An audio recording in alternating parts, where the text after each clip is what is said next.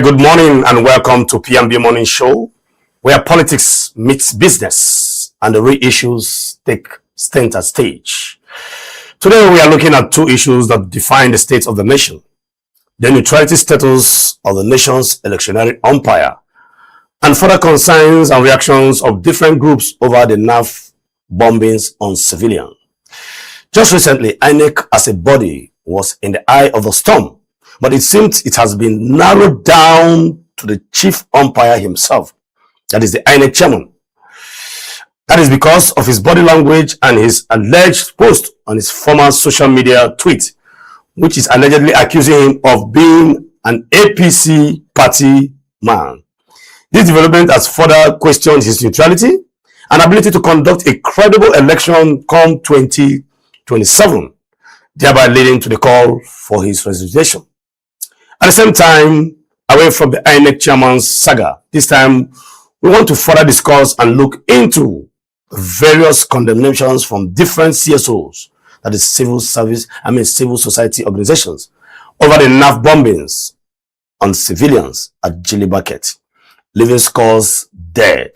This action by the Nigerian Air Force has sparked up various reactions and conspiracy theories out there, which also raises concerns over the reliability of the intelligence gathering of our armed forces. This morning, excuse me, we connect the dots between leadership, accountability, and delivery, because in the end, government is not just about winning elections. It's about making life better. Stay with us. We shall be back to look at what the newspapers have for us today.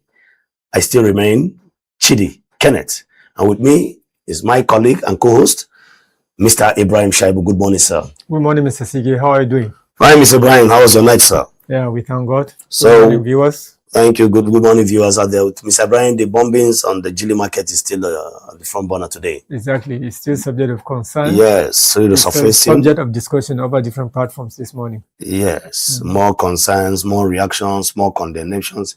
And the big one, the INEC chairman. Exactly. Now, no longer INEC itself. Now, is the umpire. The umpire himself. A lot of allegations. In fact, the issue of the INEC chairman is generating serious concern, especially in the north now. Yeah, it's true. Information reaching us is that people protest ongoing. People are hell bent that he must resign. Exactly. You know, considering the tweet linking to him allegedly, showing that he's a party man. Exactly, and various other offenses that are seemingly going to seemingly representing him as somebody that is actually partisan and somebody that's actually not neutral in his, particularly in his decisions. Besides the tweet that he tweeted on the social media handle in 2023, there are also other allegations meddling into party affairs. Surfacing right now, exactly, meddling into party affairs. Okay, we'll save the best for the last, and when we dive into the issue, yes. Probably we shall be going on a short break, and when we return, we'll go straight to the newspaper review. Let's see what the newspaper has for us. This is PMB Morning Show. Please stay tuned.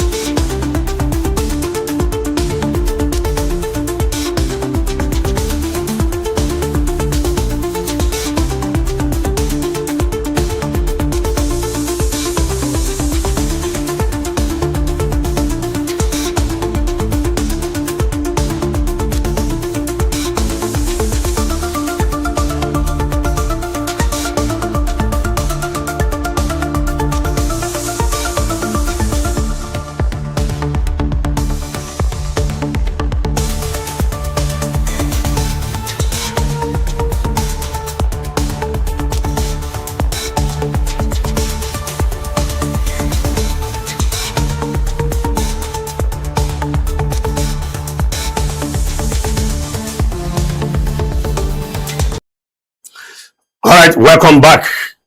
We shall be going straight to the newspaper today. Let's see what the papers has for us. Mr. Ibrahim, I want to believe that the newspapers we have very exciting. Yes, radios and the headlines. Of course, we expect to see that, particularly as related to the INEC chairman issues.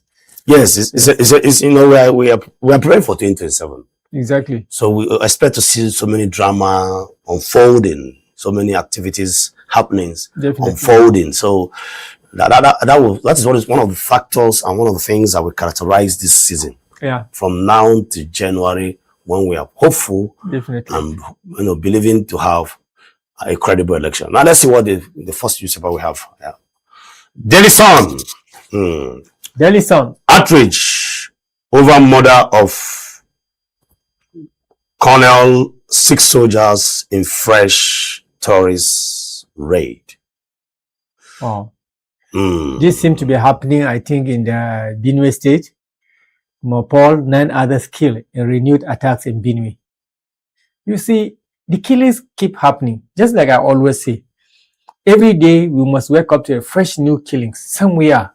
This is a colonel again. Exactly. It's a colonel 6 soldiers in fresh terrorist raid. And then that is different. Then again, Mopol and 9 others killed in a renewed attacks in Benue. So it keeps happening. It keeps happening. Now you can see that just last week we talked about there's a change in the killing pattern now. At first it was soft targets like villages, displaced persons, thereby having all sort of IDP camps everywhere. Now it has navigated and graduated into the killing of officers. It's becoming the normal. It's becoming normal, and every week, factually every week now, we get scores of officers being killed and butchered. Now, soldiers to policemen, to mobile policemen. Mr. Ibrahim, what do you think is going on? I'm short of what, because as you can see, we keep talking and then we don't it keeps happening. And then nothing, killing should not be a normal pattern of life for Nigerians. Like I tell you, every day we wake up to new killings. And then you can see that the attention of the leadership is not too much on these killings, rather on their political ambition and activities. This is very, very sad. You would have expected that after the killing in Gili and after the killing of that colonel in Benishek, serious action will have been taken. Exactly. Serious action will have been taken. Effort will have been dissipated in that direction. But you are not hearing anything. The nation is still moving on. We are even waiting to hear whether or not a proper put in place to investigate what led to this the successful attack carried out by the terrorists in that Benishek area. Up to today, we are not hearing anything. So what do you think will be going on in the minds of the common man now? That his life is not secured. If we can have colonels, generals, mopols being killed, these are men that have the license to carry rifles. Exactly. What is going on in the minds of a greater majority of population of Nigeria is the fact that their lives are no longer secured. They no longer trust on the country. They no longer trust on the security outfit of the country. They no longer trust in the present administration. Because the most important gift you will give to a citizen is to ensure that his life and properties are properly secured. But Nigerians are no longer having these feelings. You know, this issue of Nigerians are no longer having this assurance from the government that their lives as entrusted to them through their ballot boxes is not being assured them. So there's no longer confidence. No confidence. And then you see, this again goes to show how has exposed a lot of things, and how porous the security agencies and systems. Exactly. Because how ill-equipped they are. Yes. How poor they are. Despite the billions of naira and trillions. How can we be losing? These officers are family men with children. This just goes to show you that there is deep corruption involved in how security spending is being conducted in this country.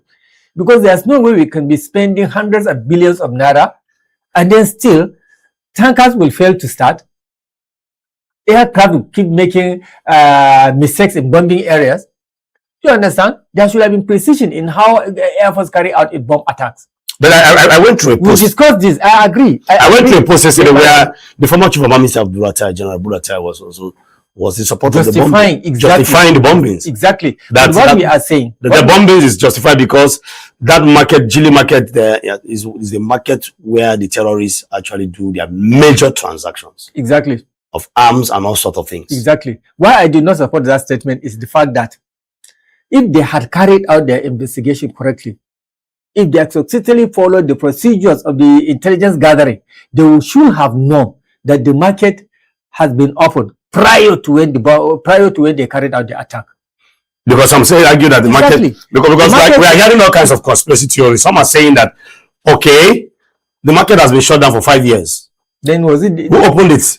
And did it open just like that? Like that? Are you saying that they are not aware the market has been opened? Exactly. And I'm sure business activity has been going on for some time there. Exactly. That's my point. That's my point, my brother. So why now? Why now? Like you always say, the problem we have is like timing. Timing. There's always the timing issue. I'm telling you, there's always the timing issue. If they had made their intelligence gathering properly, they would have known that activities are beginning to take shape within that particular area. It's not something that just happened haphazardly, suddenly. There might have been some sign that indicated that look, well, very soon this market will start being busy. Are you sure? Are you sure the government is listening to the cry of the people? I don't think so. Because they may be hearing, but they are closing. They are pretending to be hearing. Now, few months down the line, before now, prior to this time, we have the American soldiers. Some are saying that after the arrival of these American soldiers, that it appears that everything became worse. Exactly, everything escalated, everything deteriorated. Now we are not hearing killings of villages and the rest of them. The last time we heard was at well, mind you, was it not that the killing of villages, attacking of villages and local communities is not is anything to be. It's no more. Exactly. It's no longer as serious as it used to be, especially at the media, in front of the media space, you know, or at the media space rather. But now we are saying killings. See, Mr. Ibrahim, let's get something clear. We are losing our officers now. And men. And officers and men. Both are important. Because the men are actually the active ones. You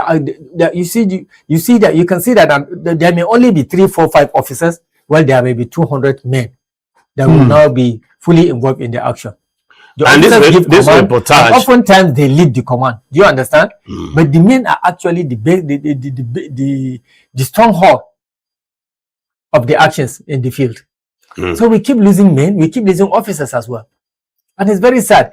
Attention of the bandits and the insurgents is no longer on attacking villages, chatting. That's what I'm saying. Killing the ones that there's a change of patterns. Adopt women. They now advance into even killing officers, killing men of the military, chatting away military equipment. How can ordinary non-state actor come and chase military in their bases and then carry away destroy vehicles, carry away their weapons? You see, it's very embarrassing. It's very, very embarrassing. Military base. If one third of the amount of money we keep hearing being spent on security situations in this country had been properly, judiciously utilized in procuring equipment and data and information, believe me sincerely, we will have at least partly won this war against insurgency and banditry. But the situation whereby even the officers, even the men that are sent into the battlefront are complaining that the weapon they carry is quite much more inferior to the weapon carried by the insurgents and bandits. It's a very embarrassing situation. You see officers, soldiers running away from the bush. Exactly. You know, bushes running away because used to start. The guns cannot even shoot. So the AK-47s cannot even sustain. Why are the tens and hundreds of billions of naira being lied to us that have been spent on? You know, one of my concerns and this is that the NAF jet went to bomb, targets at the Gili market. Exactly. But it could not come to rescue officers at the Benishek. So these things they are not adding up, Mr. Advani. They are not adding up. I keep telling you. They are not adding up. There is something definitely wrong that we don't know. And we do hope that very soon we should know, because it's our right to know as citizens of Nigeria, because these gallant men and officers, we are losing them by the day, and it is becoming very worrisome. We are pleading with the government. This is not a time for campaign. I think by now every politician should just stop campaigning. Exactly. The country should just shut down and then shut down and then focus on how to secure this life of our officers. We are losing our officers for crying out every week, almost every week, and it's becoming the normal. Who knows before the year runs out how many officers are going to lose? You don't even know. I think this is a case of emergency, and I want to call on the Minister of Defense. I want to call on the presidency to look into this issue. Sir, Mr. President, His Excellency, the commander of the armed forces, please look into this issue. We can't be waking up every morning and what is greeting us is killings, not just killings of citizens that we are almost virtually getting used to, but it's around killings of officers. We have reached a point whereby there are people that are no longer interested in joining the military across all tribes in these countries. I'm telling you, because they know that you will ultimately be employed in the military just to go and die. Yes.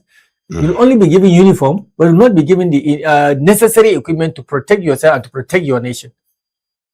It's sad. All right, let's go back to the newspaper and see what's there for us again. Is there another rider yes, there? It's still on the Daily Sun. There's another rider, Wike. I never denied ADC, others' use of Eagle Square. Wike is saying he never denied ADC and others the use of Eagle Square. Enough of this whole talk about denying or not denying. Then there's another one. If you're not denying anybody anything, then allow people to use it. That's what we see these things happen even at the state level, where you will see, but why are we playing this kind of politics in Nigeria? This thing is as old as democracy in Nigeria, where you will see somebody. I don't understand what's going on in this country. A particular opposition party will want to hold their own convention, and the governor will deny them stadium and still come out on front of the newspaper and the media and say, I never denied them.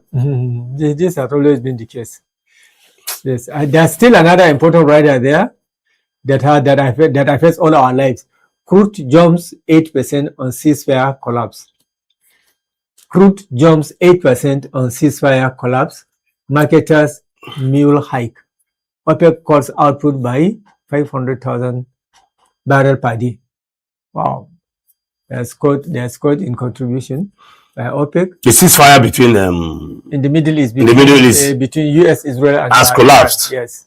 Because before now we tried to find out that Donald Trump was trying to make all efforts to ensure that the Strait of Hormuz is opened. If at some point, I think the Vice President of the United States went for the pit stop. J.D. Vance, yes. J.D. Vance, and according to the story that we had, it lasted for 21 hours. No, it did not last for 21 hours. So it lasts for only few minutes. No, there was one that they stayed and they came back and had the break and came back. Okay, after the attack sent by Israel to Lebanon? Yes. Okay. There was some they went a second time. Yes. There was Iran gave 10-point demands, isn't it? Yes. Which was rejected. Yes. Yeah. Okay, yeah. And now we are back to square one. We are back to square one. And look at it now, it's also the crude is rising by 8%. I already predicted that there's no end in sight to this Middle East crisis. We just need to set our belt in order, actually, because as far as I can see, the anticipation so far is that the price of crude, the price of petroleum locally in Nigeria might rise to something like 200 naira per liter. 200 naira. Sorry, 2,000 naira per liter. I wanted to say 200 naira, and if it's 200 naira, it's already between 130. It's already between 170 something to 140 now. 1,400. 1,000, yes, 1,000 between 1,000. Fuel is about 1,350 to 1,400. 1,400 naira per liter. I just bought fuel recently on Sunday when I went to church. You can see that. As a matter of fact, I packed my car. I'm not shy to say that. I no longer use my vehicle. I rely on transport. It is relatively cheaper to use commercial vehicle to come to work now than to use your own. Do you know that in my estate where I live, when I'm done dressing from my house to approach the gate where I can now board the vehicle, because I need to take 3 different vehicles to this place. Wow. 3. So you end up spending like how much? No, not even before we go to the amount of money. Now from my house, road 16 to the gate is some distance. Do you know if I will trek, I will not see one vehicle. Now this is an estate whereby the first thing that greets you in the morning is motor vehicles moving up and down. And that goes to show you that people have parked their vehicle. Of course. When I pass through some, houses, I try to peep across the fence. Those are my friends, classmates that we live together in the same estate. And I will see those of them that used to have 2 cars That normally when you go to the houses, you will not see those two cars because the cars they are all out. Either the wife has taken one out, the husband take. You will see only one car out, the other one parked. At some point, sometimes you don't even see any of the cars out. People are going through a lot. People no longer drive their cars. I'm using myself as a case study. My wife and I, we no longer drive. We made our mind not to drive, just to go with public transport. And even though the public transport is not, is still, but it's manageable. When you try to, look at what you earn or what you are getting from whatever you are doing, vis-a-vis what you spend daily. What you spend daily on transportation. In fact, the woman that carried me from my gate to my house yesterday, she was just complaining. She couldn't even drop me in front of my house. Can you imagine that? And my house to her house is not far. It's a trackable distance. She said, Mr. Ken, I beg, I know fuel. I want reserve fuel for tomorrow morning. That is what we have found ourselves, Mr. Ibrahim. Exactly. The situations are biting, actually. And then some people will come out, all they are focusing on is how to win the next election. Yes. Or to be comparing us to Kenya. And to be comparing us. Let's move on. Let's move on. Okay, to be comparing us to Kenya. Yes. Then there's still IMF warns Nigeria orders against policy misstep. You understand? IMF is whatever policy they are giving you, just they expect you to follow it in total. Don't divert. You understand? Okay. That's look at IMF warns Nigeria and other countries against policy misstep. So don't policy misstep. Exactly. Whatever policy we give you, just follow it to the latter. Step by step till your people die. So the pattern at the back is still on. That is the explanation to this statement. But IMF, I don't know what advantage of IMF to Nigeria. I don't even know, as far as I'm concerned. I'm telling you. And we keep borrowing and keep borrowing. I'm totally against such institutions. 100% against such institutions. Believe me sincerely. We keep borrowing and we keep. You see, all we hear themselves know. All we hear is the figures that we borrow. But we don't really get to know for what purpose. For those amounts that have been borrowed outside the purpose. If the purpose is not far fetched from us, the purpose is not far fetched from us. Borrow for developmental purpose is not bad. Yes. But if we are not seeing it, that is one. Two, you don't see the interest rate is exorbitantly high. It's like discussed behind closed doors, and the conditions. I've not been privileged to see any, any. I promise you, I'll give you a copy today. One of the copies. I will find a copy for you. And I will give you. I think I will appreciate that, Mr. Ibrahim. Let's see. Do we have another write on that, Joseph? Any juicy one again that we can look into? Okay. The Daily Trust. The Daily Trust is a central. Against odds, ADC holds convention. Yeah. Against odds. The odds were too much. The drama in the ADC from the month of February till now was just too much. And the Daily Trust is coming out to say, against all the odds, all the wahala. The convention is holding today? Most likely. Most likely. I think the earlier they do that, the better. This will ensure the structure of the ADC in place before the actual national election. But we are hearing now that the minister is coming out to cry out that, look, I didn't deny the ADC Eagle Square. Let them forget about the Eagle Square. Let them go elsewhere and do their convention. Well, let's know. We have not concluded whether they've given them or not. Maybe by the end of today we should know. The venue of a convention doesn't actually matter to a political party. The most important thing is that that convention is held. I don't know why they will insist on using a particular place for their convention. To the extent that somebody will somewhere will just come and say, no, I haven't denied them any this and that. But normally they do. They do. Even governors deny opposition parties. But I said it this morning. Exactly. It has happened in this issue is as old as democracy in Nigeria. From 1999 to date. Governors have been doing that, and they will come out and sometimes I wonder how politicians are wired. They are so quick to deny things. Very, very uncivilized behavior, actually, if you ask me. Let's go back to the Daily Trust and see what we have there. If we still have more. Okay. Again, commander soldiers killed in Borno in Boko Haram ambush. Again, that is beside the one that just recently happened. Commander and soldiers were killed in Boko Haram ambush. So it's true. Every day we wake up to killings. You can't. So you recruit soldiers? Yes. Send them to die. Send them to die. Gladly. You deliberately refuse to equip them. So if you have a son now that is invited to join the army, what would you say? What advice would you give to him? Under this current political dispensation, yes, I will not allow my child to go to join any military. Never. Even though he's going to be recruited as one of the officers? It doesn't matter. It doesn't matter what rank. After all, they are killing officers now. Exactly. They are killing everybody. The kind of respect as they are recruiting you, they knew that they are sending you, they are recruiting you to go and die. That is how we are. So who could be responsible for this whole?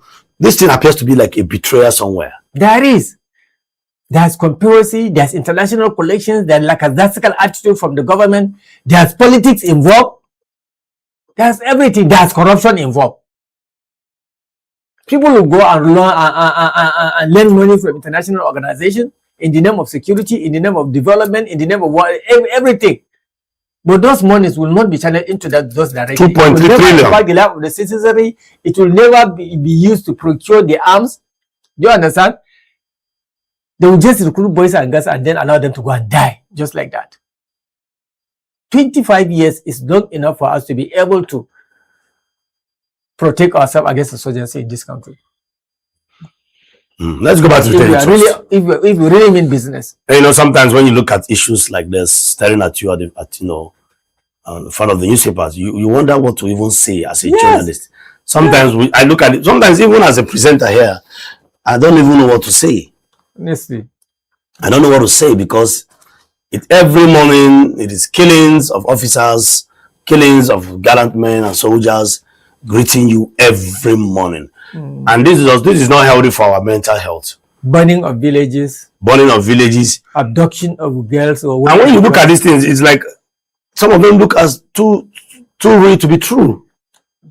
Probably because we are not there to see, to have first-hand, knowledge or experience of what is going on. Has escalated. Let's go back to the day trust, please. Any other juicy? Yes, court to rule on El-Rufai's bail application today. Court to rule on El-Rufai's bail application today, still in the Daily Trust. And so finally, El-Rufai stands a chance to be granted bail. Exactly. The court will decide. Let's see, and I want to believe that today is going to be another very interesting day. Exactly. Especially for the ADC. El-Rufai has already become a celebrity in political celebrity. Exactly. Because over time, El-Rufai will sell. It will sell, definitely. Everybody wants to talk about El-Rufai. So today, we are going to see what is going to happen. If he's going to be eventually granted bail, or after being granted bail. We see a situation where someone is top government functionary is being granted bail, and the next day another organization comes to pick him. Yeah. Are we going to see a situation like that? Of course, this happened to the very El-Rufai we are talking about. He was released from ICPC, then EACC now charted him away. I think that happened just recently. Yes, so what's our next paper saying? Let's go to the next newspaper, please. Independent. Daily Independent. Telcos link slow 5G rollout to states and councils hurdles. Telcos link slow 5G rollout to states councils hurdle. Then there's a new forex policy for oil companies to deepen liquidity. New forex policy for oil companies to deepen liquidity. All right, the Independent is actually independent this morning in the sense that they decide not to go towards politics and other issues. They decided to go business this time around. Yes, but they still carry out another killings there. Yes, on the lighter notes, but they didn't form of the major. Yes, 11 feared dead as herdsmen raid Benue communities. 11 feared dead as herdsmen raid Benue communities.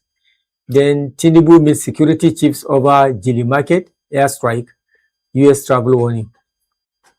Tinubu meets security chiefs over Jili Market, airstrike, and US travel warning. Okay, so the president, as is at it this time around, sitting down to have meetings with service chiefs Yeah, over the he has airstrike. done so in the past, and he has not yielded anything. Even in the days of President Muhammad Buhari, there was a time he had meetings with his service chiefs and said, shoot at sight or hit the ground running? Yes, shoot at sight, I think. Yes. And he didn't view the desired result. Okay. Just recently, I think this is about the third time the president meeting with the service chiefs to review plans and to discuss issues on how to combat this terrorism and banditry situations. But so far, it has yielded nothing. On the contrary, things keep getting escalated and deteriorating. So it's very sad. We don't even know what they discuss in such meetings. Since the meetings, whatever they discuss, has not been. It's closed doors. It's behind closed door meetings. Closed door meetings. Okay.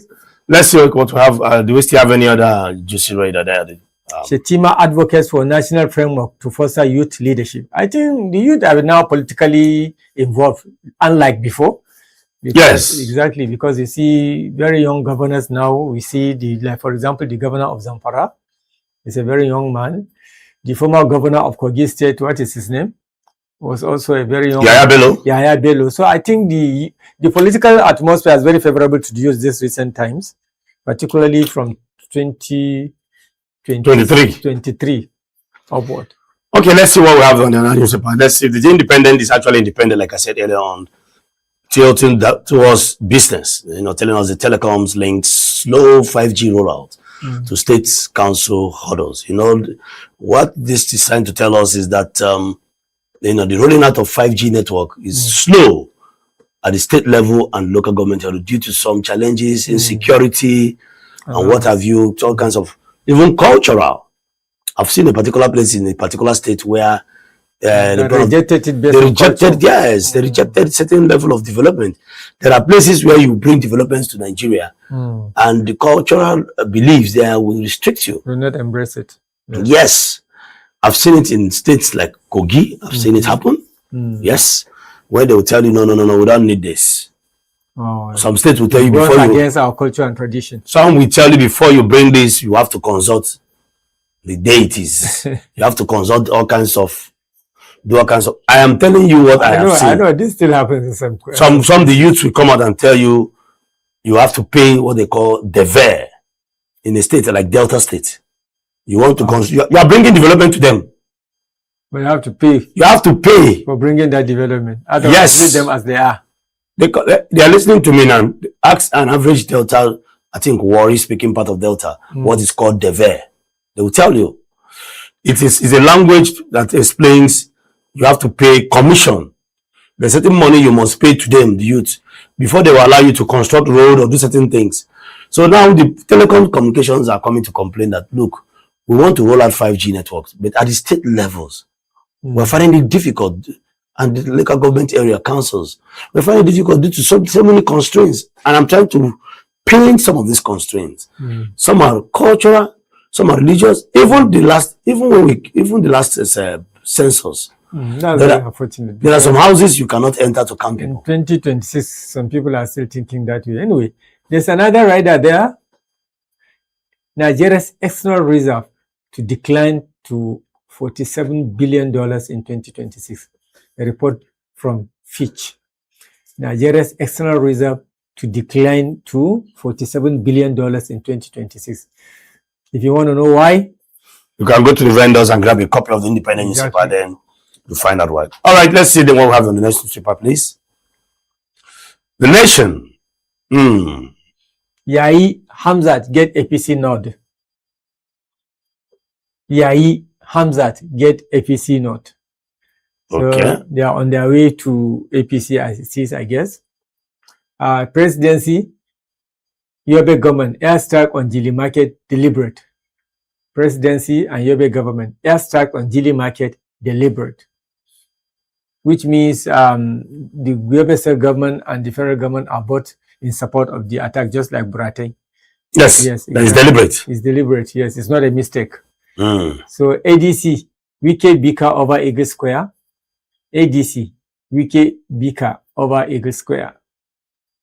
Then I think then we have a very large welcome, Mr. President, from NIRS, Nigeria. Is it investment service or what? Okay, revenue services. the major headline there is that Yaji Hamzat gets APC nod. And if you want to find out who Hamzat is and why he got the APC nod, then you can go and grab a copy of the Nation newspaper. The Nation newspaper, I think, is a little bit, not too, doesn't really capture the issue of the killings of the colonels and officers. Probably some media houses are beginning, even the media houses, some of them are beginning to get tired of these stories of killings and killings and killings. But here we have the picture of the president, boldly displayed there. And there's even another rider to the effect that a commanding officer and soldiers were killed in IED explosion. Okay, improvised. Okay, I don't even know where because. Okay, don't worry. Can we just have the next newspaper, please? The Nation is just okay. We have the Vanguard. How federal government is responding to economic shock. That's with regard to the Middle East war. How federal government is responding to economic shock. Edum, the governor of CBN, is coming out to tell us how the federal government is, expressing or responding to economic shock.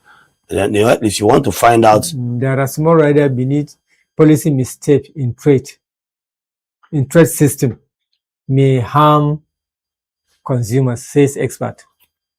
Policy mistake in trade system. Maybe you can read it out very loudly. Yes, of course. Of course. Okay, Mr. Chaibu, maybe we have very limited, do you still have another paper? The Tribune. Let's watch the Tribune. Nigerian Tribune. Okay. ADC, DS INEC holds convention today. ADC, DS INEC and holds convention today. Yeah, I suspected there's going to be today. So you see that the ADC is becoming bolder. Exactly. And ADC is like INEC should just stay clear of the internal party. Exactly, exactly. They have something. It is not their responsibility to. Their own is to conduct elections. That is it. Not to and the meddle into clearly trying to be partisan. They knew this. That is why they are defying whatever order the INEC is bringing, because they know that they have something against the INEC in itself. But the INEC as an institution and the umpire and the INEC chairman in itself. So they have a lot of things. For now, there are a lot of there are categories of Nigerians that are even agitating for the resignation of the INEC chair. That is ongoing now as we speak. A lot of Nigerians are calling for it. So they need, and that will form one of our the basis of one of our major discussions today, because the storm is now the eye of the storm is no longer on INEC. Now it has been narrowed down to the umpire himself, that is the INEC chairman, which is going to form the strongest basis for our discussion this morning. All right, let's see what other newspaper we have there. We see what we do, because now we have the pictures of the president displayed. Suspected hardest kill 47-year-old farmer in Ibadan community. Suspected hardest kill 47-year-old farmer in Ibadan community. Ogun APC adopts Yayi as gubernatorial candidate. Ogun APC adopts Yayi as gubernatorial candidate. That is, Mr. Yayi gets the nod for Ogun State. So Mr. Yayi is now the gubernatorial candidate for Ogun State. Ogun State. Okay. Okay, let's see what we have on the next newspaper, please. The Punch. Tinubu moves against terrorists after fresh military casualties. Commander, 6 soldiers killed. President meets French, German service chiefs. So the discussion now is with the French and the German service chiefs. I don't know. The American soldiers are not enough. They are just confusing ourselves. They are not doing enough now. So we are going to meet with French and German service chiefs to see if they can also lend us their own support. Honestly, knowing fully well that American soldiers landed in Borno. And Borno is becoming worse than they met it before. After landing in Borno, we, rather than seeing things improve, we are rather seeing killing of soldiers. Now the president is going after the terrorists, and the terrorists is also seeking support from French service chiefs and German service chiefs. I can't understand why we keep relying on all those forest support, particularly as involves security. What we want is intelligence gathering from them, and then probably maybe help with equipment.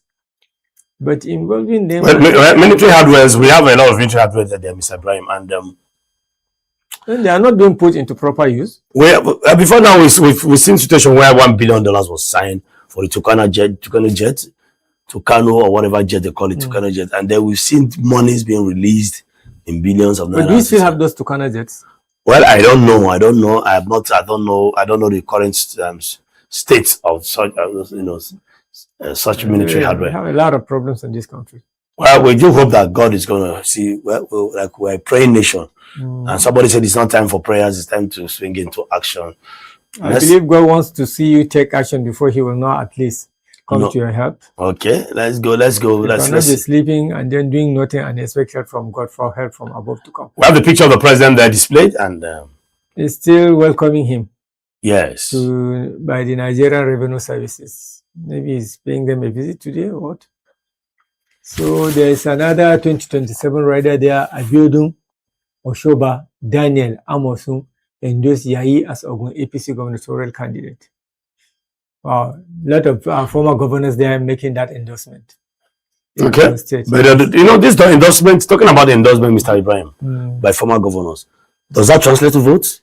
Not necessarily, but you can believe, you can actually, that all those governors have their various structures, political structures, and those structures means having large followership. Do you understand? So it may help to a larger extent. So it can help, right? There I saw almost 5 governors. Each one of them has a structure.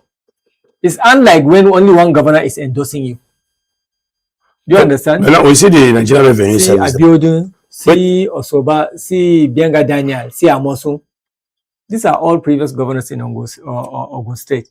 And now they are all endorsing Yayi as governorship candidate in the state. So that makes him stands a chance to win. Exactly. That speaks volume. Simply by the virtue of the fact that each of those figures has a political structure underneath him. It's unlike when it's just one governor that is endorsing you. So the whole state may not be under the governor. So you understand? Well, I don't want to go into this political structure because we'll be hearing political structure, and some politicians will argue that who are the structures? What is the political structure in this context? Is it the people? Majorly is the people. Okay. You have a party structure. You have a large followership. Look at it. Abiodun, Oshoba, Daniel, Amosu, Endosia. You see? Yayi Ogun APC government candidates. You see Amosun. You see Benga Daniel. You see? See Shogun Oksoba, who is a real power broker, political power broker. See Abiodun. All these the 3 are former governors.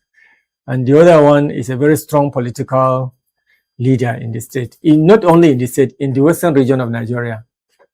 Okay. So these are powers that can actually... Power blocks that can actually determine... That can move mountains in Ogun State. Exactly. Okay, let's go to the next newspaper. The last newspaper here we have is the sports. No Osimhen, no party. Star striker's injury exposes Gala's struggle in the running. So no Osimhen, no party. That is Galatasaray is coming to. That Osimhen's injury is affecting the performance of the club, as you know, and that goes to show that Osimhen has done well for himself. Of course, he has created a niche for himself as a striker. He's a proud Nigerian. He's unarguably one of the best strikers in the world today. Of course, obviously. A man who can single-handedly deliver and determine the fate of a particular match. Definitely. So now, having been injured now is cause for serious concern now, because the club is losing its form as a result of this injury. All right, that will be all for now for the newspaper review. And Mr. Ibrahim, looking at the general newspaper today, what do you think is which of the captions or which of the headlines seems to have captured your mind more, your interest this morning? I think it is those headlines and those riders that have to do with killing taking place in various parts of Nigeria. It's, some, like the one in Benue, has to do with religious crisis. Some as a result of insurgency, the ones that just actually happened recently. So these are calls for concern, and it is very sad that we cannot clearly see the impact of the government in fighting insurgency. We may keep hearing in newspapers, we may keep hearing in television and radio news that the government is doing this and that, but it doesn't translate to real action on the ground. So I'm almost always disturbed by this fact. Nigerians, as a Nigerian, I don't feel safe, and I don't feel secured, and I don't feel I have the freedom to move around my community, because I don't know the next thing that can befall me. So you don't feel secure in terms of food. Exactly. You don't feel secure in terms of your life. In terms of security, the security is the most important. That is your life. Exactly. Even food. Yes, food and everything. People no longer eat very well, and then we still have people are no longer feeling safe as well.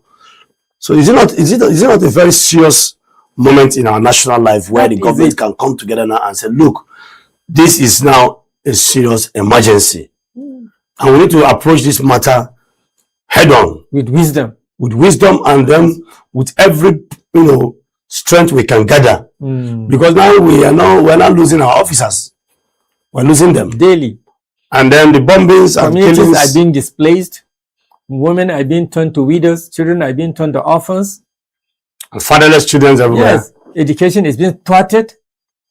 Destiny has been, so many ills in the destiny being eroded and the rest of them. So we don't really know what's going on. So it's about time we stop comparing ourselves to any other country. Let's concentrate on our own woes, on our own crises. Begin to chart ways to ensuring that things have been taken care of. Comparison wouldn't help us. Okay. That's just the day. The comparison was what we discussed yesterday, where the president, said, despite the whole political wahala and the polls in the country, we are still better than Kenya. And that sparked up a lot of, arguments and reactions. This discussion is still going on. Yeah, this discussion is still going on because it is very, very, very, very, it is lacking in empathy, especially coming from a leader. All right, Mr. Ibrahim, I think we have looked into the newspaper very carefully this morning, and that is what we are going to call it. That's what we're going to wrap it up on the newspaper this morning, and then we are going on break. And when we return from the break this morning, we shall be diving straight into the topic for today. Once again, this is PMB Morning Show. Please stay tuned. We'll be right back after this timeout. I need to put more energy for me. I'm feeling tired.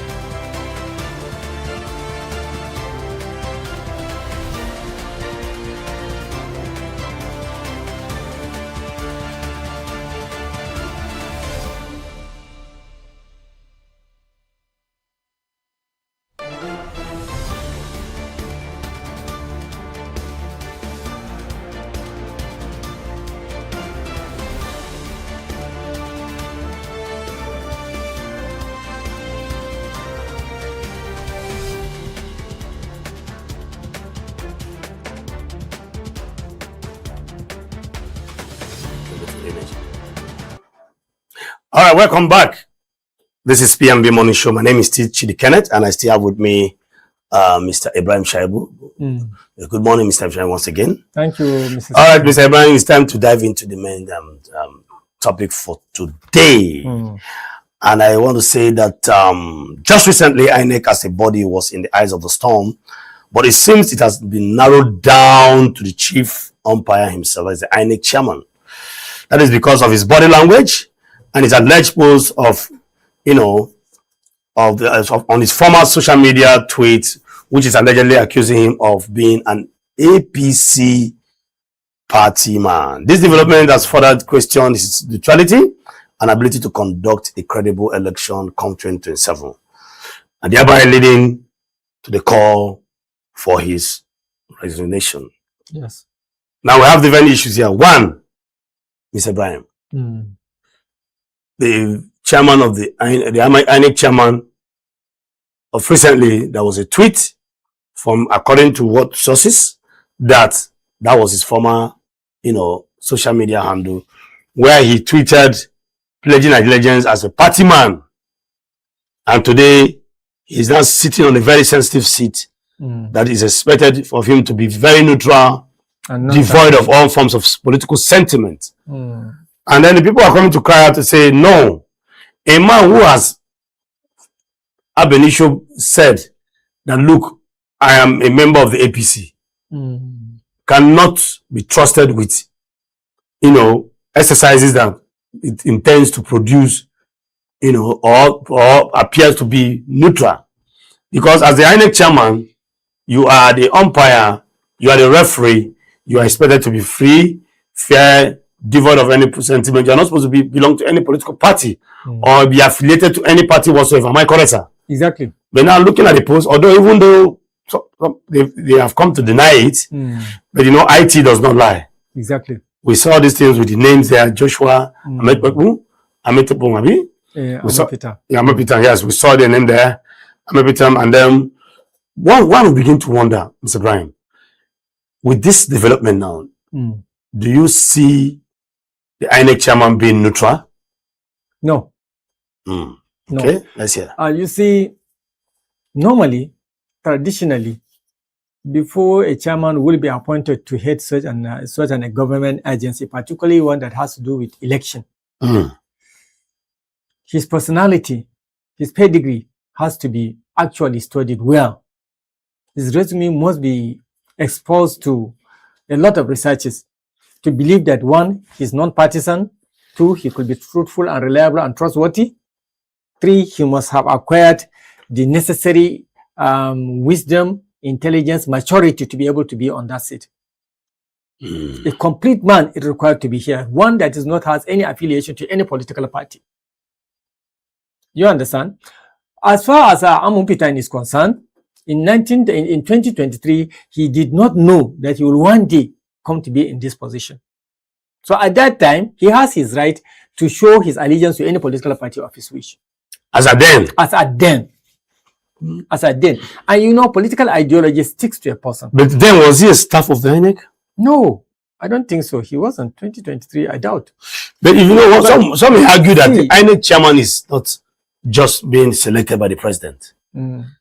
It is being selected by the Council of States, that's former presidents. Are you saying that they did not notice all these things?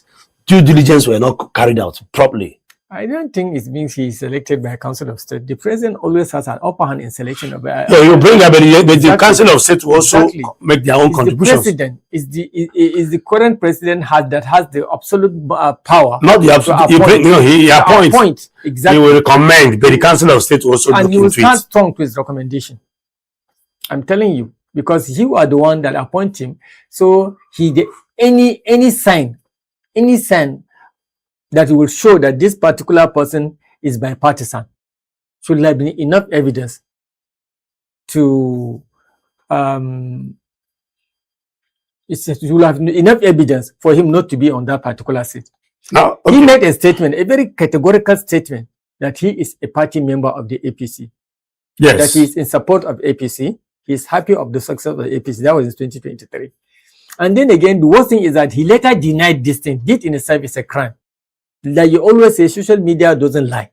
You made a statement. IT doesn't lie. I think IT doesn't lie. So I will expect him to have maybe apologize for his action and say, yes, at that time I was so and so and so. But people some may argue that apology is consent. Exactly. When you apologize, that means you've admitted. But in this case, but denying it is crime. Honestly, well, that's left for the courts to decide that. Yes, I'm telling you, it's very clear now. You cannot. You use your phone number to open that social media handle because it is linked to his registered phone number. Do you understand? There are even regulations that you open an OP account using that number that he used in opening the X account. Do you understand? There are laws that are guiding all this thing. You did this thing and you are now denying that you did not do it. So now there is an amendment. That also shows how incredible he is. It's damaging to his credibility. So that's also questions. That's also questions his integrity and neutrality.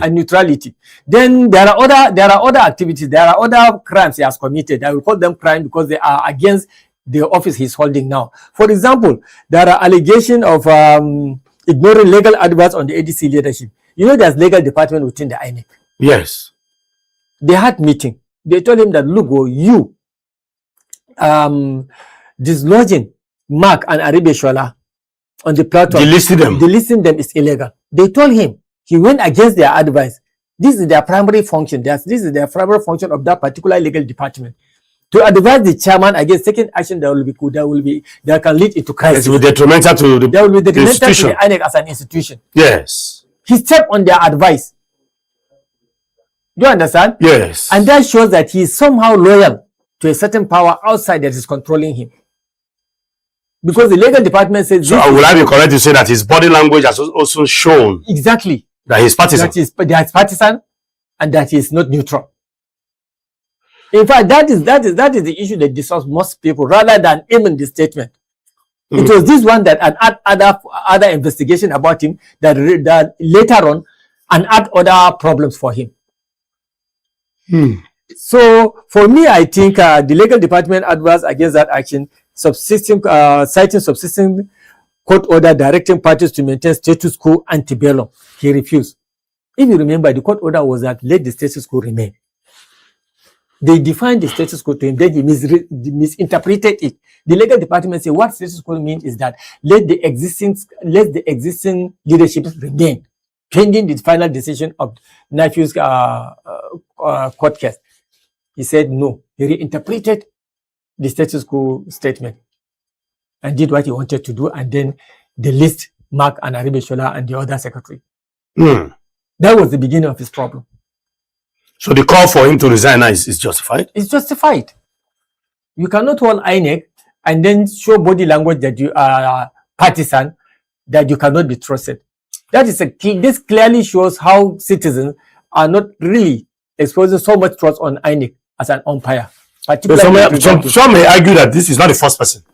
We've seen INEC chairman in time past wearing the cap with the symbol of the broom of the APC on the cap. And it was raised, a lot of dust was raised. A particular cap was being worn then. That was the time of President Muhammadu Buhari. A lot of dust and concerns. I asked you the other time you made this example, I asked you to mention which party, which INEC chairman was that. I think I didn't go back to do my... So I remember that period.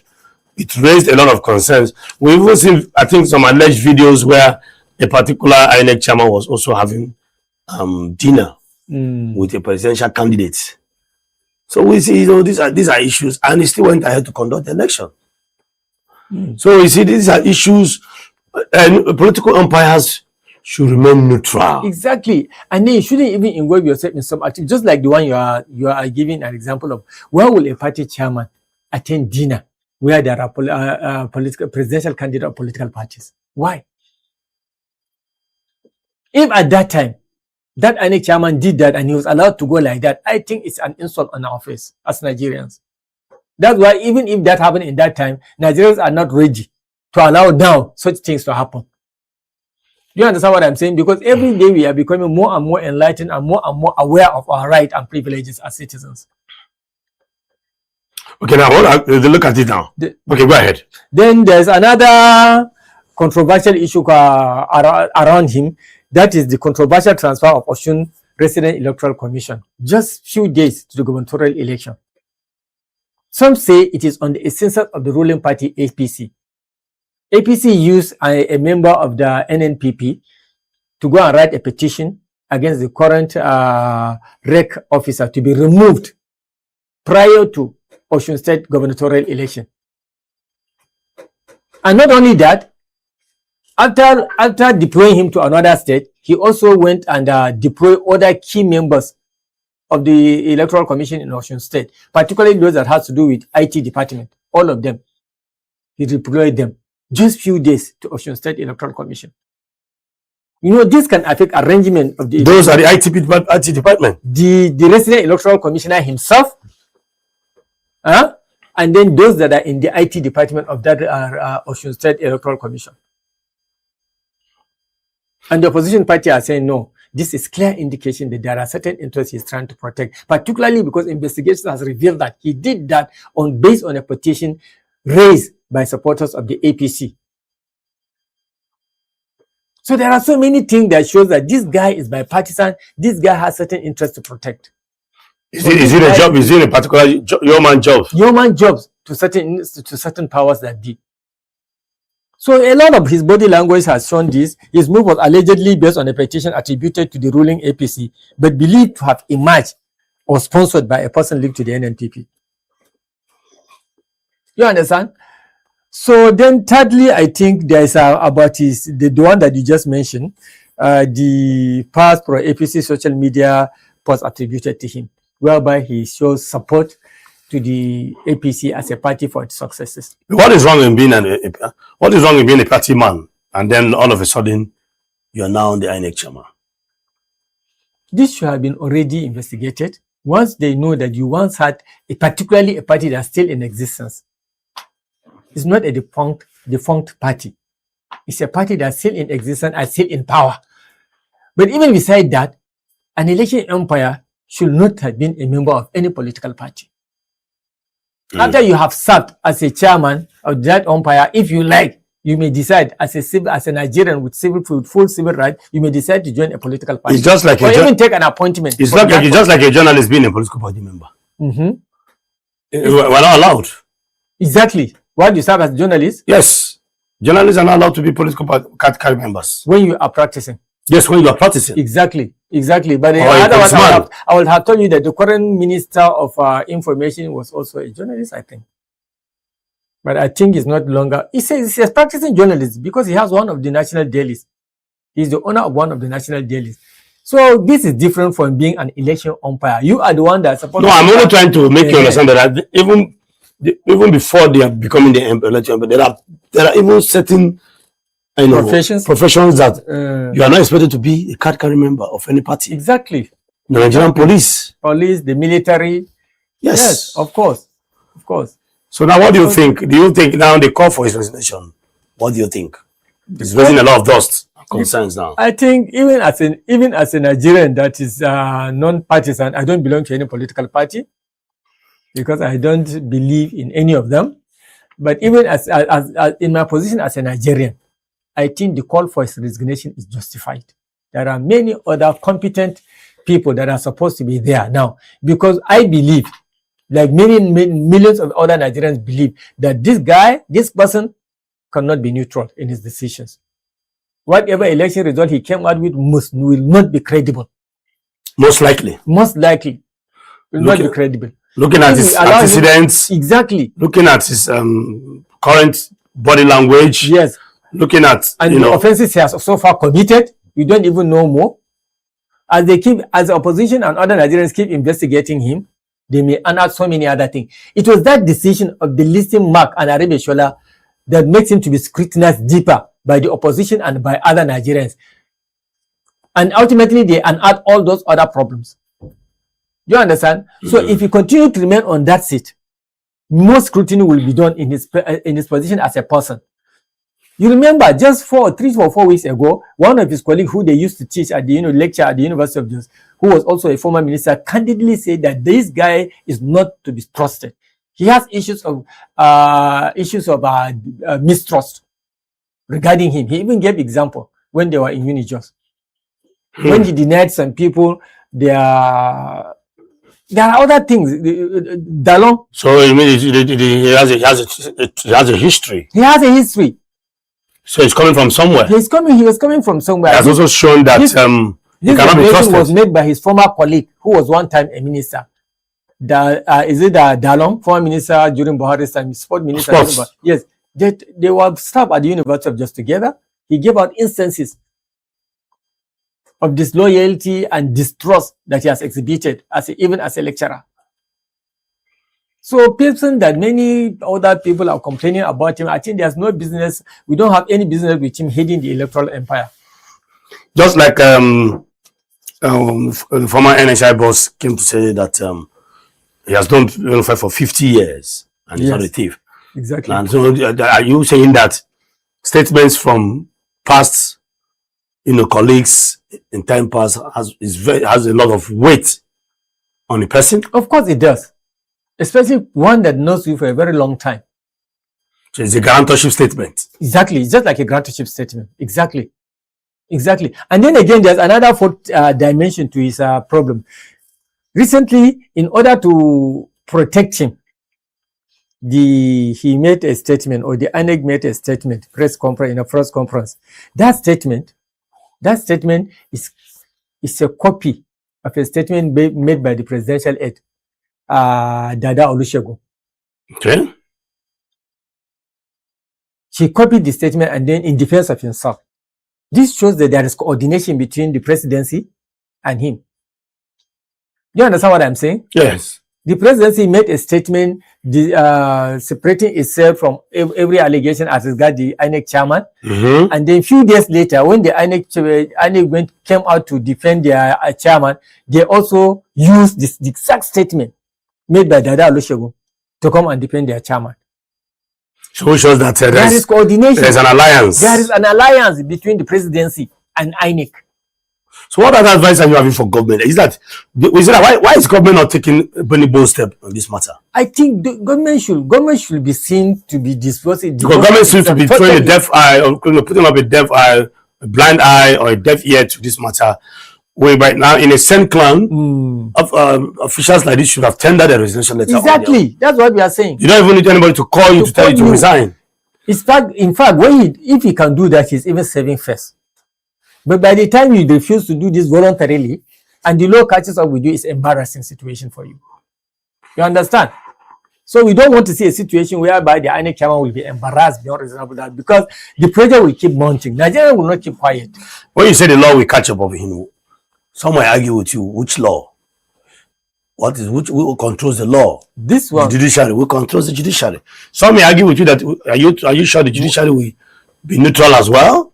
Okay. If this matter was taken to court. Which goes further to show. No, some may argue with you because we've seen cases where, even some of the INEC officials were giving land. Exactly.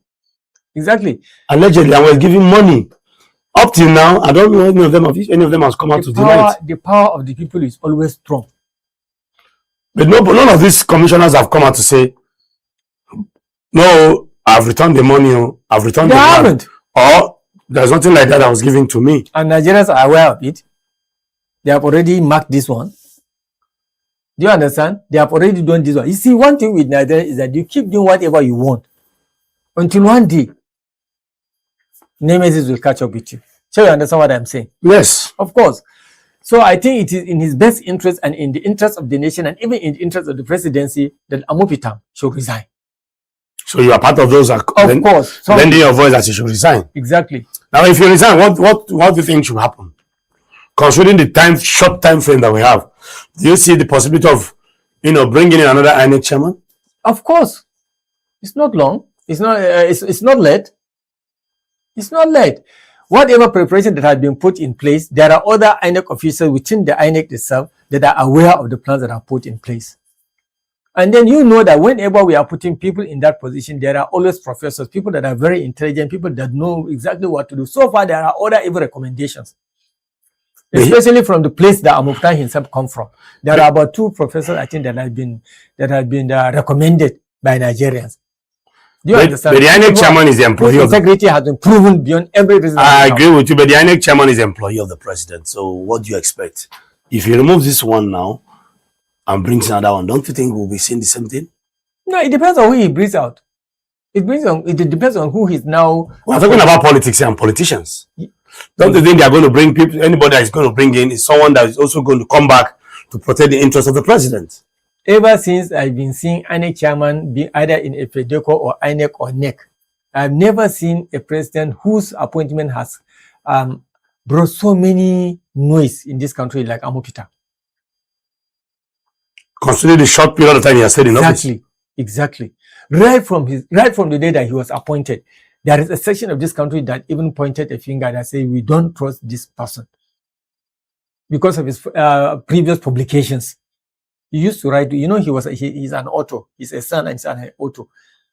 Then after him, his friend, his former colleague also came out with complaints about this person. That's someone who has known him so long. Exactly. Then later, all other allegations started surfacing. So there are so many mysteries surrounding this particular person. I'm sure he's listening, man. So what advice do you have for him now? I think the number one advice is for him to honorably resign If the president cannot put him down, he should voluntarily resign to save his face. Then it is now left for the president to come up with another better alternative. There are a lot of better alternatives. Professors of law, professors of political science, there are people that can do the work efficiently and effectively in Nigeria. But this one cannot be trusted to conduct national election. Even the election that is going to take place in August for gubernatorial candidate, he started delving his hand into it by removing the resident electoral commission and the staff of the INEC and the staff of the ICT department. Why the ICT department? And why now? He hasn't given. Why now? He hasn't even given any reason for removal of that particular rec. I think it's Dr. Wang Mutu something between Adoboke. He hasn't given any reason. You know, you always make reference to the fact of timing. Yes. Taking actions. I know, don't you think this would, do they think Nigerians are not really aware of what they're doing? I think this is part of the thing. This is part of the thing that disturbs me. The fact that most of these government agencies and the government itself will look down on Nigeria and play with their intelligence. We are a nation of very intelligent people. Even those Nigerians that have not gone to school properly, they understand politics and they understand political body languages. They understand what is going on. Exactly. And now, even in the north, that it's time to be maybe educationally backward. Greater majority of northern youth are now either having a national diplomas or degrees or masters. A lot of northerners now. That is the area. This is the region that's even termed as less educated. What I try to tell you here is that Nigerians are very, very wise and educated. You cannot deceive them. We are unlike other countries that we don't even know what politics is all about. You can't deceive us in Nigeria. Like Kenya. So I know why I have to call Kenya. Because recently we were compared to Kenya. This is the recent place we compare ourselves to. Kenya now. But Kenya is also a country of very intelligent people. Kenya, Ghana, Uganda, Nigeria. I think Africans are good actually. So Kenya is are you comfortable being compared to Kenya? I am not. Okay. I'm not. Because Shaibu, now the INEC chairman is in the eyes of the storm now. What do you think should be going on in his mind now? You see, already, despite the fact that there's growing concern for credibility on the part of the INEC, the CEO, or the civil society organization observers, fear this situation could lead to erosion of public confidence and trust on the INEC. But do you know that INEC still maintains its neutrality and maintains its innocence? INEC still maintains its innocence. That Nigerians should ignore all this social media noise that it is very true, it's untrue. That they are not guilty of all these things that people, Nigerians are saying, that the offenses they have committed. That's what is even surprising. I want to argue something here that I don't think I want to blame the INEC chairman, Mr. Joshua. I don't want to blame him. He has a master. He has a master. And who is that master? The president is the one paying him. So it is only commonsensical and natural that even you, Mr. Ibrahim, you are likely to do the biddings of your MD. Why didn't the previous INEC chairman openly? These are kind of issues and situations we see in different. The difference between him and the previous INEC chairman, even if there are influences of the president at that time on them, their statement did not clearly reveal that to the extent that they would be held responsible. Their body language did not exhibit that to the extent that will begin to doubt their credibility and honesty. Do you understand? Their actions, physical action, did not give reason to Nigerians to doubt their credibility and trustworthiness. Unlike this particular one. This particular one, his statement, his actions, his body language all shows that he is leaning toward a particular direction, unlike the other previous INEC chairman. That's just the difference. Some Nigerians would like to say so that. I may agree with you that the president is ordinarily should have a certain level of influence on him. But why is it practically showing to the extent that even a child will understand that this guy is compromised? That's our concern. One of my friends said that we no longer use body language. It's now body odor. So, the INEC chairman, apart from body odor and body language, there are even physical statements to that effect with his signatures. Because once you wrote on social media, and that social media handle is actually linked to you. That was in the time past. That was your signature. That was the time past. If you crime and if you commit a crime and you hid it for 10 years, and finally we found out that you are actually a person that committed that crime, are you liable for prosecution? Are you or not? Well, some may argue that it has been overtaken. You always like to use the word. They may argue that it was overtaken by time. Except if it is not a crime committed. It can be overtaken by time. 10 years after you didn't discover anything, you didn't probe me, you didn't investigate. We are not discussing public administration. We are discussing issues of the law. If you that is what I'm saying. Crime, it could be adjudged to be that. And that time is linked to you even after 10 years, and you are caught, you must pay the price. For 10 years, I've not been prosecuted, I've not been arrested. I want to believe it will be overtaken by time and events. Because yes, it will be overtaken by time, and that can be argued anywhere. It cannot be argued. Because up to now, there are countries that have declared some people wanted. And the crime they have committed have lasted for tens of years. And once they are caught in those places, they will face the law. Okay, now, Mr. INEC chairman has been asked to leave by some civil societies and some concerned groups. A lot of people are agitating he must go. In a case where he refuses to go, what happens? Will he be allowed to conduct the election? Will the polls be trusted? I can see protests taking place all over Nigeria. I can see pressure being exerted on him and the agency, the INEC as an institution. I can see pressure being exerted on the president by himself. Have any protests started so far? I see. Do you understand? I see in the future, if he continues to maintain innocence, if he continues to remain on seat, if the president continues to show inaction in regarding taking action against this the plea of the citizen. You understand? I see this happening. Are you saying that this situation has the capacity to create a lot of social unrest in the country? Of course.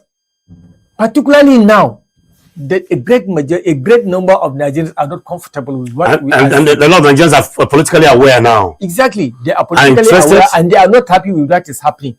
They are determined to make change. To change the narrative.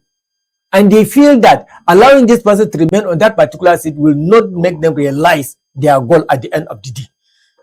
They knew that he was placed there to such a time as this. Exactly. It's such a time to perform certain actions when the time comes. And it seems to be showing it. Exactly.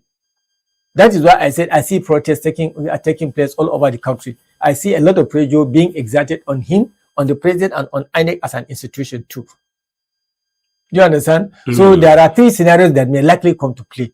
He may either, as a very learned person, one is a professor, secondly is a lawyer, thirdly is a son. Do you understand? I see him honorably saving his face and resigning voluntarily. Or I see the president thinking wisely and removing him by himself. Well, some may argue with you that may not be possible because we've not seen any INEC chairman or any. No, I'm just expressing my view. I know, but you know, in this part of the clan, in this part of the divide in the world, people don't resign easily. People don't resign honorably. People. We have also seen. Let me tell you the truth. I can say it for free. I can say an average leader in Nigeria is a narcissist. Has this narcissist nature in him. Whether at the family level, whether at the organizational level, at any level you can think of, an average leader, an average CEO, an average, I don't know how it does, an average leader occupying particular positions in Nigeria, name it, whether CEOs of companies, whether head of parastatals, whether ministers, political leaders, even fathers at home, are narcissists in nature.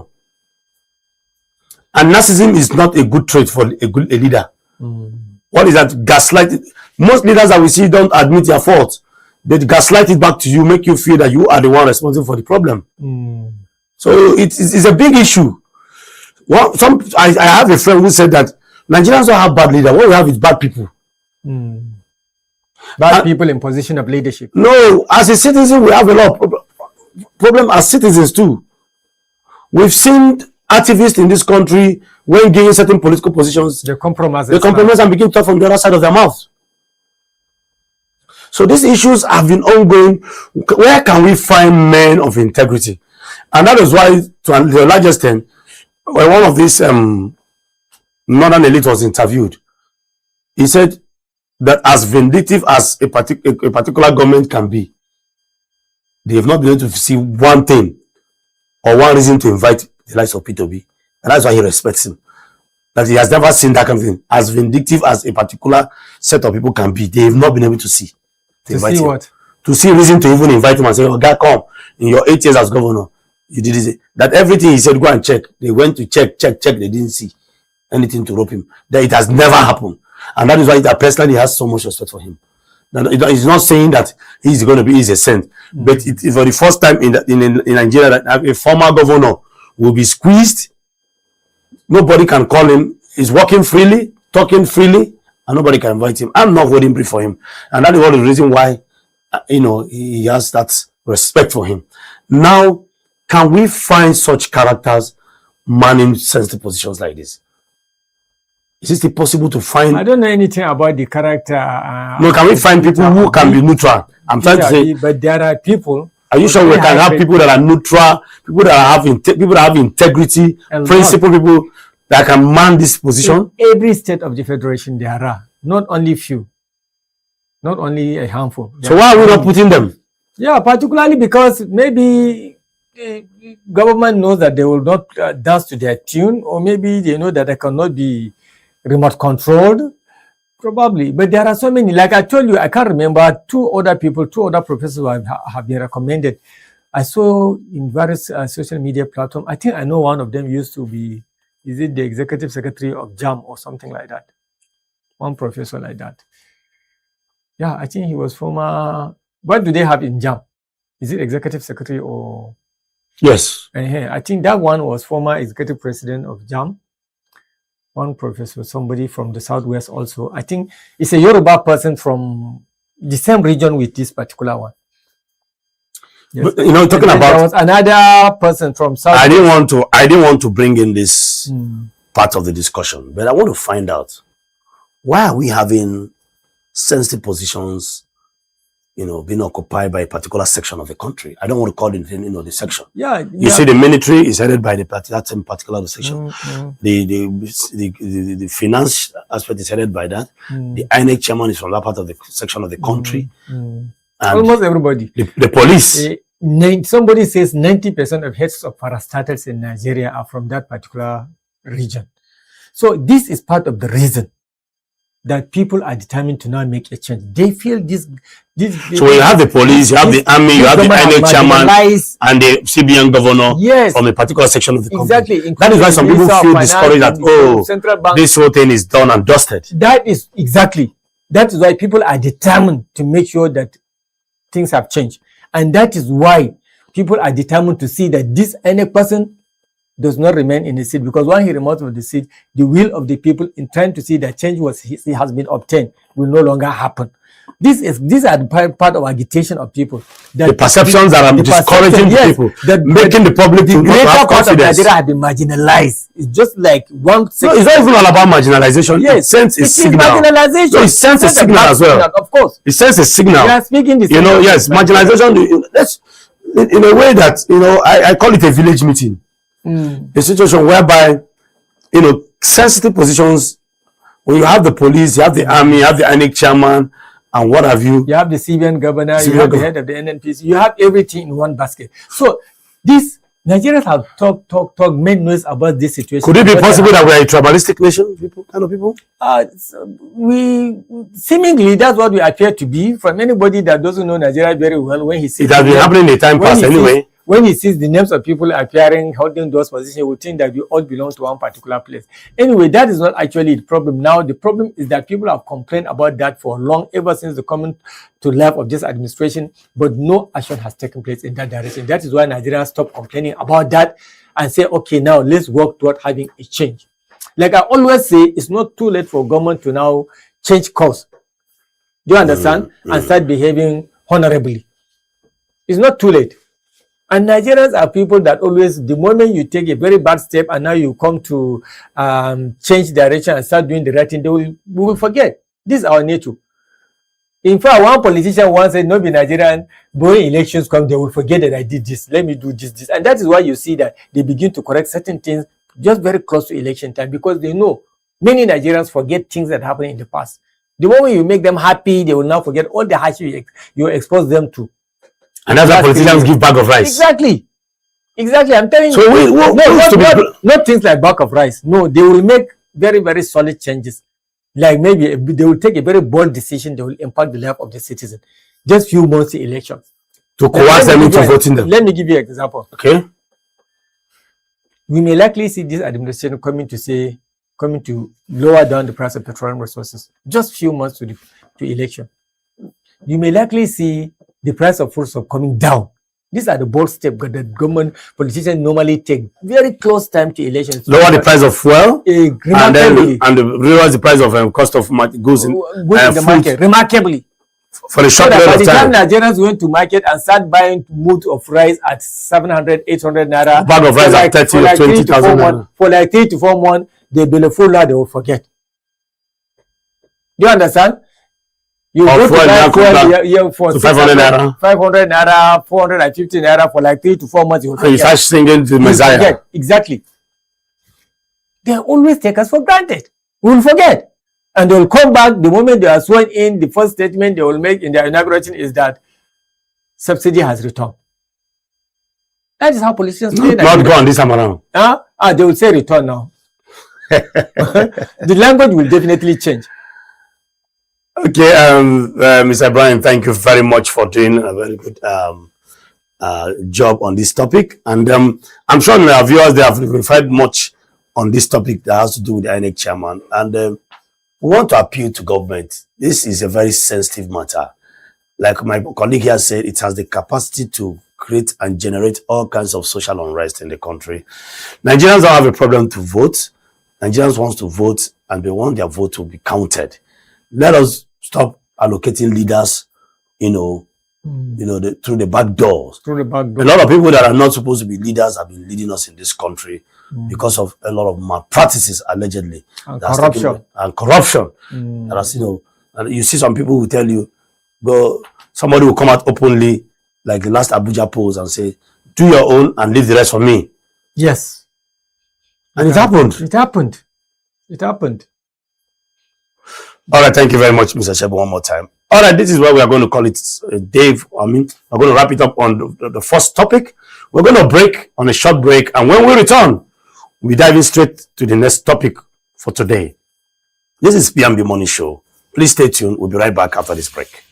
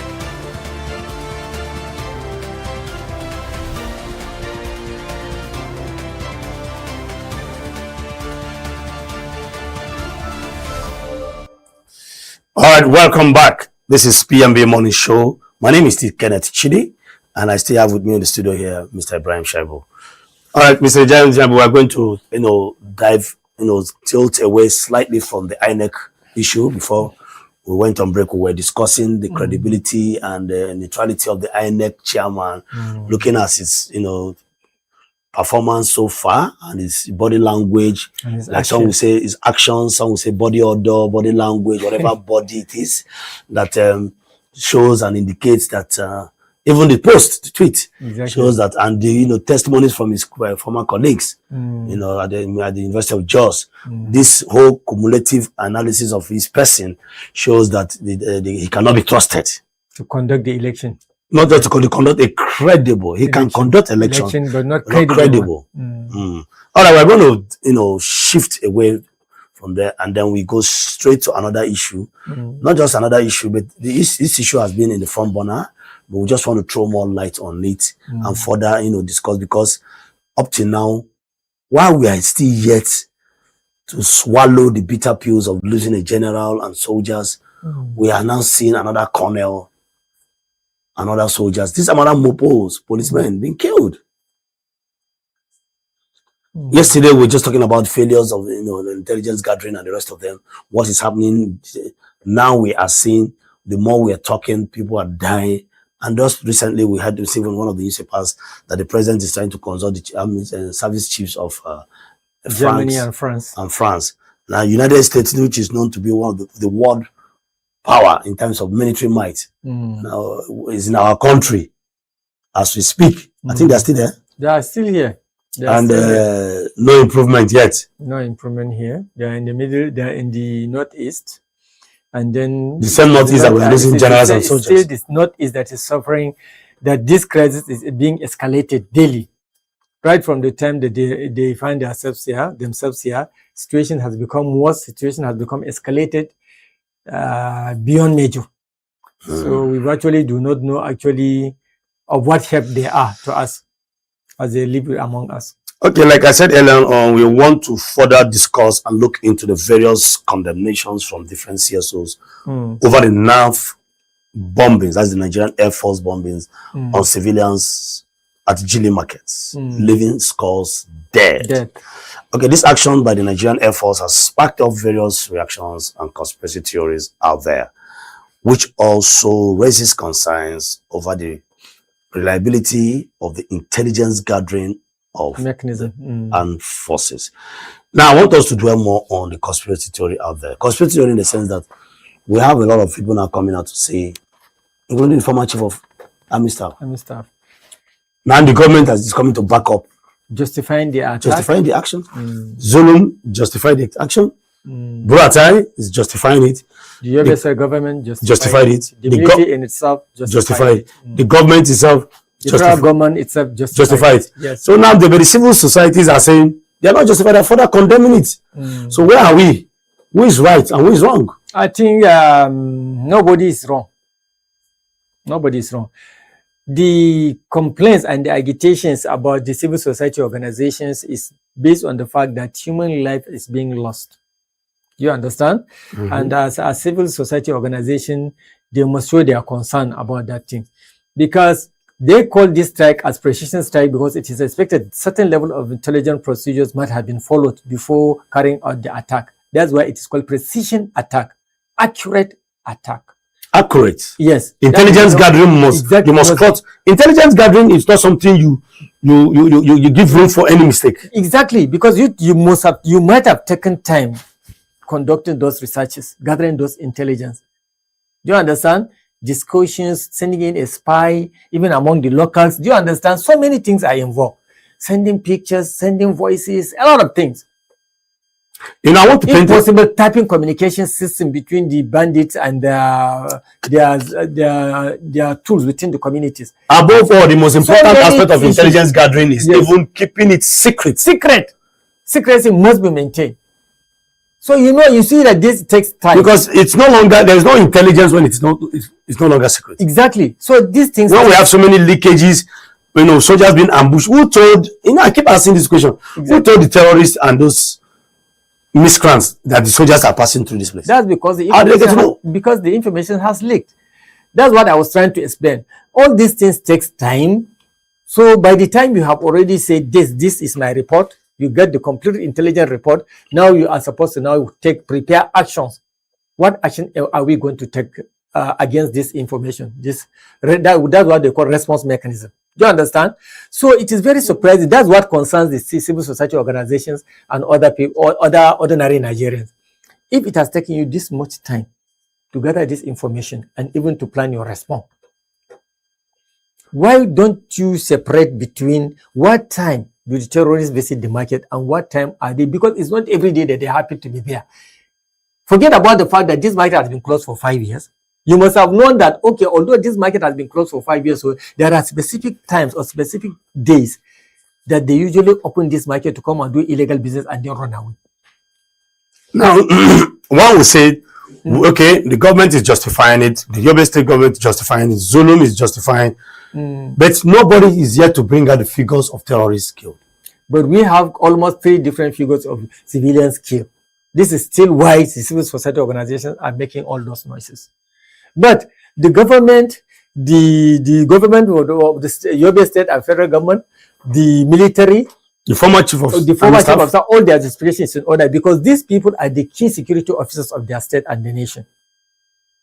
They have the information to rely on. It is their responsibility to conduct all this intelligence, all these findings before they make the strike. And then this children also took advantage and then use human shield. Do you know that once they are in the market? Of course. Exactly. The expectation was that no, the Nigerian government will not. Humans will be used as shields. In order to bomb us, they will also bomb these people. So let's just enter within the. But I said yesterday that has been the approach of most terrorist groups. Exactly. Even outside Nigeria. Exactly. My only concern is that there must be casualties. There's a time for these people. There's a time for this kind of people that lose their life in this kind of strike. Something casualties. See, if there are 80 insurgents, do you understand? And probably only 10 civilians. Yes. There's no harm in carrying out that attack. They will so consider those 10 civilians as their slaves or those now as collateral damage. Do you understand? It's better for people to be a certain amount of people. I don't pray we have any. But that's the action that has taken place because they said it was deliberate. And they knew that there were like one of the usurpers said 200. Exactly. 200 is not too much for collateral damage. That's what I'm saying. That's what I'm saying. I said if the number of, that's why I'm very much concerned about not knowing the exact number of insurgents killed. But I want to ask, 2,000 as a civilian, you know, as a civilian, what are you doing in a market where you know that this market is predominantly occupied and used for illegal not and predominantly occupied. No, not predominantly occupied. It's a market that the insurgents used to patronize in buying food, in buying petrol. It's not that the majority of people running the market. You see that the economic situation. The traders are they not aware? They are aware, but they take risk because see they have what kind of risk is that? They have to survive. That's risk is not well calculated. See, they have to sell whatever they have so that they can feed their families. They have needs. At the judgment of your life. Exactly. Now you have seen where is the family to feed now? Let me tell you something. They are dead now, so where's the family? In today's Nigeria. Yes. In today's Nigeria, if you are working in Abuja, going for weekend to your state, for example, me in Kaduna, following this road by road to Kaduna is even risk, considering the volatile security situation of my country. Even you coming out of your house to come to work is another risk. Nigeria has to take this in order to survive. But we cannot tolerate a collateral damage of 200 people dying only to kill 20 insurgents. But if the insurgent being killed through that attack is up to 1,000. So it's justifiable. It's not even justifiable, but it can be understandable. It's not justifiable. As collateral damage. It's as collateral damage. But up to today, no newspaper has come and mentioned to us, even the military did not tell us that from this strike, we were able to kill 1,000 insurgents or 800 insurgents or 700 insurgents. They keep saying that the attack was deliberate, the attack was based on information gathering, the attack is justified. Daily Trust told us that it is 200 civilians that have been killed. Do you understand? Another paper said it is between 60 to 70. Another did not give a figure, it just gave a sweeping account that so many have lost their lives. Let's know how many insurgents have been killed. It's 200 people, civilians that are killed. What of the terrorists? What of the terrorists? So to assume 200 to be collateral damage in a strike that killed only 60 soldiers. Because I want to believe that if we have the figures of the number of terrorists being killed, yes, that will also make sense when we see the likes of Buratai exactly making that statement. Or Zulum, making that statement. Government. Yes, the president. Let's assume, okay, this strike by Nigerian Air Force killed over 1,000 terrorists. And then we are looking at 56. That, 56 or even 100. You can say, okay, the collateral damage vis-a-vis the number of yes. It's understandable, not understandable. Understandable. I like that word, understandable. Yes. Not justifiable. Exactly. But you know, a dog who strays, you know, in an open field, it stands to become a meat for those. Yes, exactly. Those I'm not saying that. I'm not showing any empathy to those who lost their life, but I'm trying to put myself in their shoes. If I know fully whether that market is being operated by terrorists, I will not go there to do anything. Exactly. Honestly, I will not go there. I'm not saying I will not go there because I should be responsible for my life too. As a human being, I'm just concerned about. I understand how even in cities we are grappling with how to take care of ourselves and our families, feed them, clothe them, etc. Talk less of those who are in this kind of very, very volatile areas. Do you understand? There are people that have grown, that have taken the risk to go to the farm food and keep them in their houses. They couldn't buy other necessary things, so they are looking for opportunity to sell those things, or at least pay school fees for their children. Now they see an opportunity, market is open. Although I know that terrorists will say, let me just take a risk and go and sell one bag of this and run back home. Now we're talking. Then they were caught. Do you understand? Apart from another reason why the CSOs are crying, are complaining, are agitating, is because of the fact that before now, such precision strikes have ended up in mistake and killing harmless villages across. Like in Kaduna, across northern, in several other places, even in Kogi, it has happened. In Kaduna, it happened. In other boroughs, even in Kano, it had happened. Do you understand? So they were basing it on this kind of careless mistake by the Nigerian Air Force. And up to today, after all these mistakes, you can never hear this pilot being tried or anything. No probe has been made. I don't even know whether in Islam, as a Muslim, there's what we call, if you make a mistake and kill me by mistake, there's what they call compensation to be paid. I don't even think that all those compensations have been paid for people that were killed recklessly. So that is why the civil societies are complaining. And unless we get it right, we'll keep making these mistakes. And every time they make these mistakes, hundreds of people die. Okay, now looking about this intelligence, I think I want to dwell more on intelligence, because the reason why we are discussing this issue is because there is a mistake or there is a fault in intelligence gathering. That is it. Because the jet is supposed to go for its target, hit and then go. Having multiple casualties or whatever shows that there's something wrong somewhere. Because one of the set of people that, you know, would I call it a job or would I call it an act, even though it is illegal, it is criminal, but that requires a lot of intelligence. A second mistake can cost you your life is armed robbery. Yes. Have you seen robbers that go to bank to rob? I've witnessed one or two happened right in front of me. They time themselves.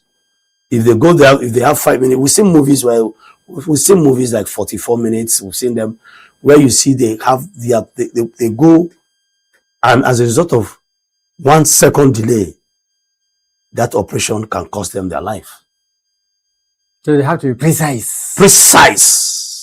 No room for mistakes. When they say 8 minutes, it has to take place within that 8 minutes.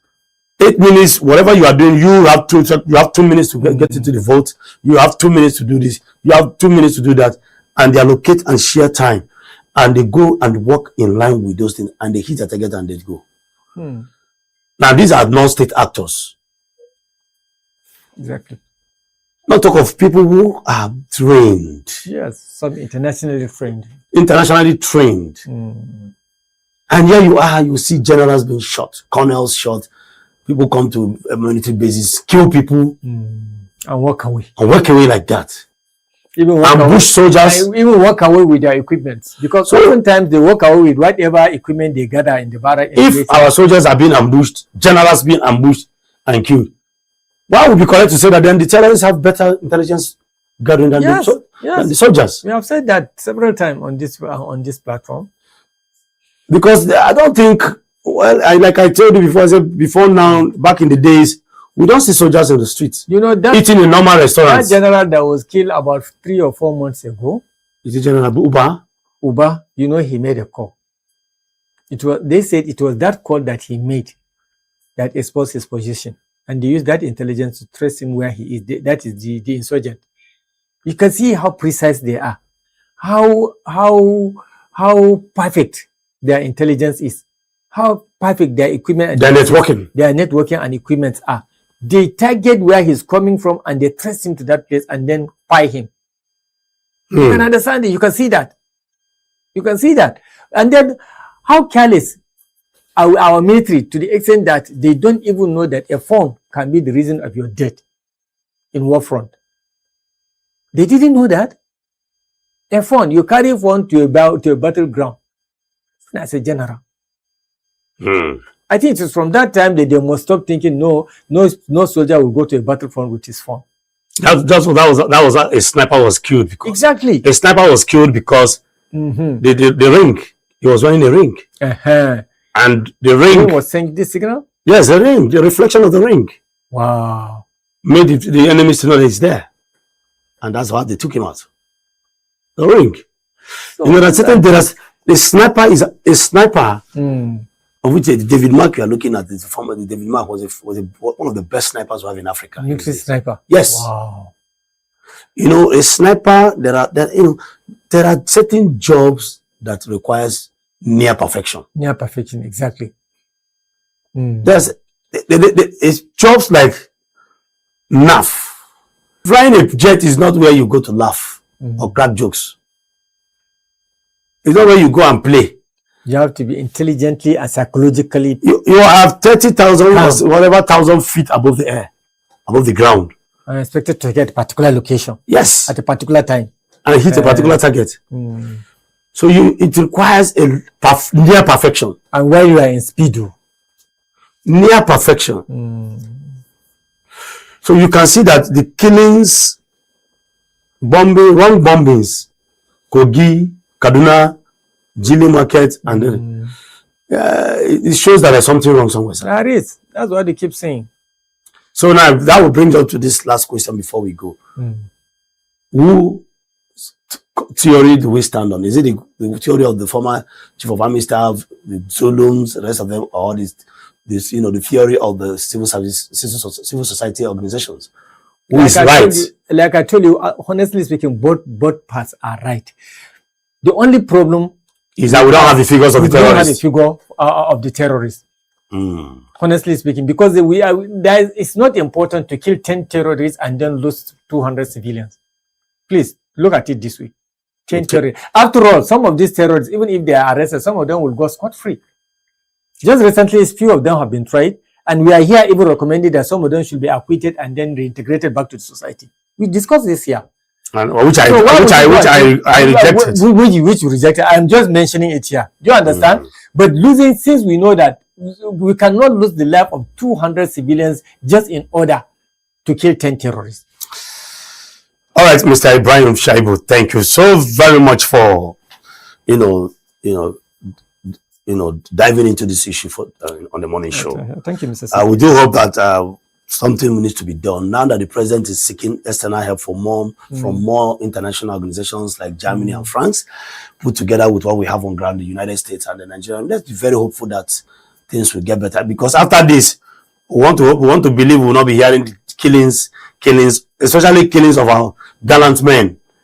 I just hope so. For me, unlike you, in such a volatile times in Nigeria, I don't really enjoy seeing many foreign influence, particularly as regard insecurity. I don't want to see the hands of so many foreign actors involved in this thing. Honestly speaking. Well, you may not like that, but what do we do? So honestly speaking, we have. Do you manufacture? That is all. Let them give us intelligence. Let them not give us. Can they give you better intelligence than you that is on ground? You have ownership of environment more than the French Let man. them sell arms to us. You know They that should give us hardware like stringent conditions. a lot of, before you know, they should sell give us a lot of scientific, a lot of digital hardware that we can use. Drones, we have drones that can run Let them surveillance. sell all those things to us because they want to be fully involved on the ground. That is why they are making stringent conditions before they sell you. And the matter seems to get worse. And the matter seems to get worse. So let them, without condition, let them just sell these arms for us and Mr. allow Shaibu, us to take care of our problem. let the I don't like that involvement. let the I discussion. don't like too much foreign involvement in security situations. Like we rightly say, let the discussion what? Continue. Let it continue. All right, thank you very much, Mr. Ibrahim Shaibu. All right, that is where we're going to wrap it up for today's morning show on Politics and Business Television. Do find time to follow us at our various social media handles, where you can also get more details of our discussions today. My name is Kenneth Chidi. Do have a wonderful day ahead of today. Bye-bye, and God bless you.